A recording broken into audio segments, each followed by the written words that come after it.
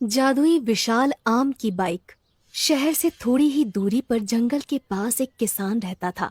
उस किसान ने अपने खेतों के पास ही अपना घर बना रखा था। सारे खेतों में बस आम की फसल उगा करती थी। उसे आम बेचकर बहुत ज्यादा आमदनी होती थी और वो शहर जाकर सारे आम थोक में बेच आता था। शहर और आसपास के सभी लोग उसे आम वाला कहकर पुकारते थे। उस आम वाले का एक छोटा बेटा भी था जिसका नाम कमल था। कमल शहर में रहकर नौकरी करता था और जब कभी भी उसका मन होता था तो वो अपने पिता के घर आ जाता था, क्योंकि शहर से उसका घर बस थोड़ी ही दूरी पर था। रक्षाबंधन से ठीक एक दिन पहले कमल शहर से अपने घर वापस आ जाता है और अपने पिताजी से कहता है, पापा, मैं रक्षाबंधन की छुट्टी लेकर घर आ गया हूँ और अगले 3-4 दिन तक यहीं रहूंगा। वो आम वाला कहता है, हाँ बेटा, तुम अंदर जाकर आराम करो। मैं जरा खेत देख कर आता हूँ। आजकल रात को बहुत सारे जानवर घुस आते हैं। वो किसान खेत देखने चला जाता है और थोड़ी देर बाद वापस आ जाता है। कमल अपने पिताजी से कहता है, पापा, मुझे लगता है हमें अब आम की खेती नहीं करनी चाहिए। एक तो आम केवल गर्मियों में होते हैं और फिर साल भर इंतजार करना पड़ता है। इससे अच्छा हम कोई ऐसी खेती क्यों ना करें जो पूरे साल भर पैदा होती हो और इससे हमें बहुत ज्यादा आमदनी भी होगी। तब कमल के पिताजी कहते हैं, तुम ठीक कहते हो बेटा, लेकिन मैं आम की खेती नहीं छोड़ना चाहता। मेरे बाप दादा भी आम की खेती किया करते थे। इतना कहकर कमल के पिताजी अंदर चले जाते हैं और कमल सोचने लगता है, अब पिताजी तो आम की खेती छोड़ने वाले नहीं। मुझे शहर जाकर कोई ऐसी दवा लानी होगी जिससे हमारे आम पहले के मुकाबले कई ज्यादा बड़े हो जाएं। इसके बाद रक्षाबंधन की छुट्टियां खत्म हो जाती हैं और कमल वापस शहर चला जाता है। इस तरह समय गुजरता जाता है और अब धीरे धीरे गर्मी का महीना शुरू होने लगता है। हर बार की तरह इस बार भी गर्मियां शुरू होते ही कमल शहर से वापस अपने गांव की तरफ निकल पड़ता है। रास्ते में एक बहुत बड़ा जंगल पड़ता था। कमल जंगल से गुजर रहा था कि तभी उसे एक पेड़ के नीचे संत महात्मा दिखाई देते हैं। कमल अपनी बाइक खड़ी करके संत महात्मा के पास जाता है और कहता है, प्रणाम महात्मा जी। कमल की आवाज सुनकर महात्मा जी अपनी आंखें खोलते हैं और कमल से कहते हैं, आयुष्मान भव। बोलो बेटा, क्या कहना चाहते हो?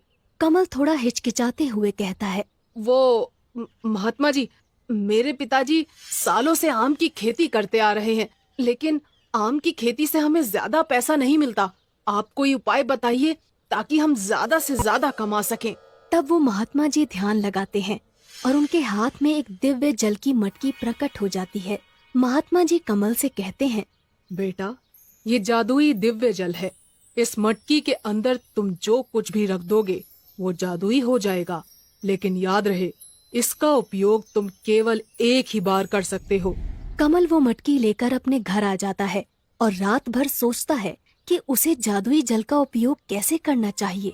तभी उसके दिमाग में एक आइडिया आता है। अगर मैं इस मटकी के अंदर एक आम को रख दूं, तो वो आम जादुई आम बन जाएगा। फिर मैं उस जादुई आम की मदद से जो चाहे वो कर सकता हूँ। और कमल बागीचे से एक आम तोड़कर उस मटकी में रख देता है और सो जाता है। अगली सुबह जब कमल सोकर उठता है तो उस मटकी का दिव्य जल गायब हो जाता है और उसके अंदर वो आम ज्यों का त्यों रखा हुआ था। कमल को महात्मा जी की बात याद आ जाती है। इस जादुई दिव्य जल का उपयोग तुम केवल एक ही बार कर सकते हो। कमल उस आम को मटकी से बाहर निकालता है और अब वो आम जादुई आम बन चुका था। कमल उस जादुई आम को हाथ में लेकर कहता है, मुझे एक बहुत बड़ा आम चाहिए। और देखते ही देखते वो छोटा सा आम एक बहुत बड़ा आम बन जाता है जो कमल से भी ऊंचा था। ये देखकर कमल की खुशी का ठिकाना नहीं रहता और वो खुशी से नाचने लगता है। तभी उसे पिताजी की आवाज सुनाई देती है।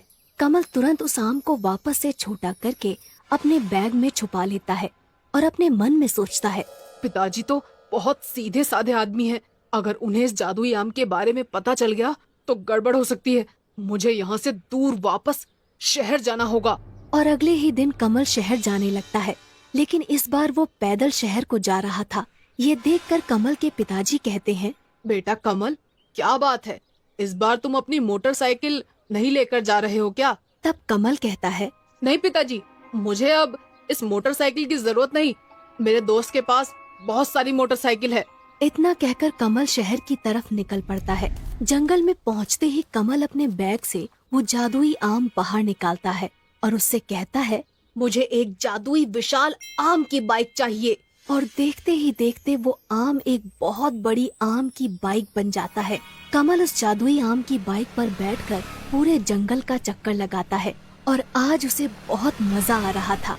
तभी अचानक जंगल में हाथी आ जाते हैं और कमल के पीछे पड़ जाते हैं।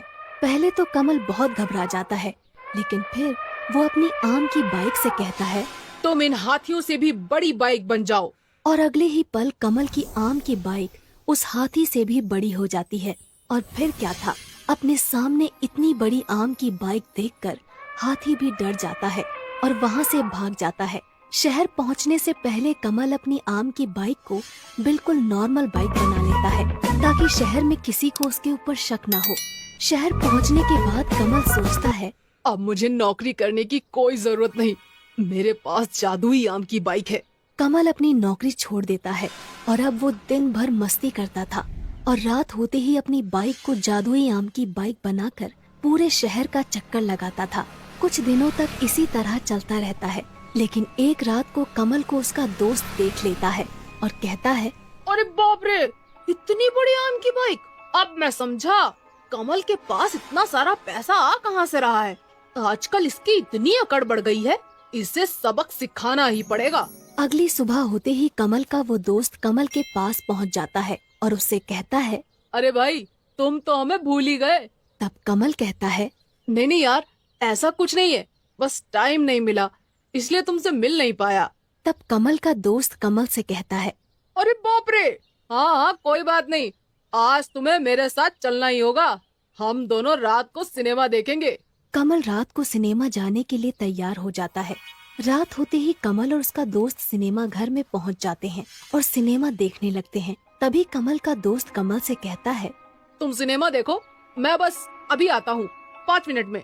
इतना कहकर कमल का दोस्त वहाँ से चला जाता है और कमल सिनेमा देखने में व्यस्त हो जाता है। कमल का दोस्त तुरंत अपनी गाड़ी से कमल के रूम पर पहुँच जाता है। वहाँ उसकी बाइक खड़ी हुई थी। अच्छा, तो ये है वो विशाल आम की बाइक। इसी की वजह से आजकल कमल बहुत भाव खाने लगा है। आज मैं इसका किस्सा ही खत्म कर देता हूँ। इसके बाद कमल का दोस्त पेट्रोल डालकर कमल की बाइक में आग लगा देता है और देखते ही देखते उसकी बाइक जलकर राख हो जाती है। कमल का दोस्त वापस कमल के पास सिनेमा घर में पहुंच जाता है। 1 घंटे बाद सिनेमा खत्म हो जाता है और दोनों वापस अपने अपने घर की तरफ निकल पड़ते हैं। कमल जब अपने रूम पर पहुंचता है तो देखता है कि उसकी बाइक जलकर राख हो चुकी थी। वो रोने लगता है और कहता है, मेरी जादुई आम की बाइक ये तो जल चुकी है और मैंने तो नौकरी भी छोड़ दी है। अब फिर से नौकरी करनी पड़ेगी। इसीलिए कहा जाता है कि चाहे जो कुछ भी हो, हमें अपना कर्म छोड़कर आलसी नहीं बनना चाहिए।